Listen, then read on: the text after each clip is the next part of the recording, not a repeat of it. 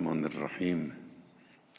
الحمد لله رب العالمین، والصلاة والسلام علی سیدنا محمد و آله الطیبین و صحبه المنتجبین و من تبعهم به احسان الی یوم الدین.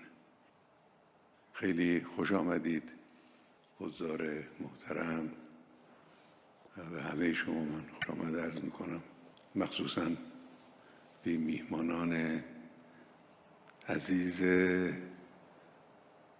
نشست وحدت اسلامی و برادرانی که از کشورهای دیگر به اینجا تشریف آوردن.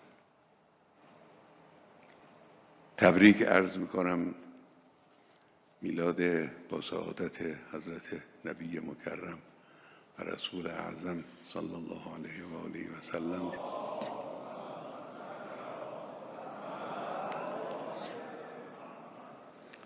و همچنین ولادت با سعادت حضرت امام صادق علیه السلام رو که در سال 83 هجری اتفاق افتاده است، منطبق با روز ولادت نبی مکرم.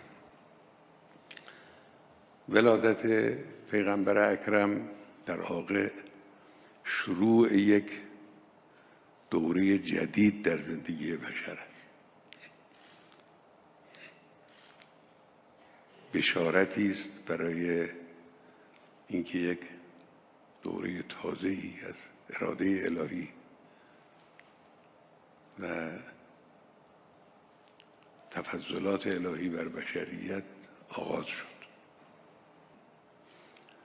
لذا این ولادت خیلی حادثه عظیم و بزرگی است. واقعاً با زبان متعارف و معمولی نمی شود عظمت ولادت پیغمبر را توصیف کرد. خیلی حادثه بزرگی است این حادثه. با زبان هنر و شعر بعضی‌ها مطالبی گفتن، میگن که خب یک تصویری ترسیمی از این قضیه است. ولد الهدى فالکائنات ضیاء و فم الزمان تبسم و ثناء. این زبان هنر اینجوری حرف میزنه. هدایت متولد شد، سراسر وجود نورباران شد،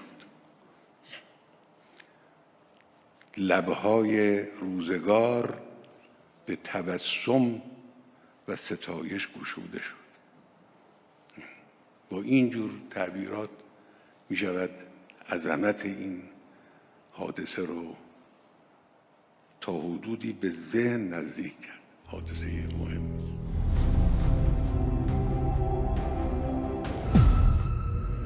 اینجا مرکز مقاومت است.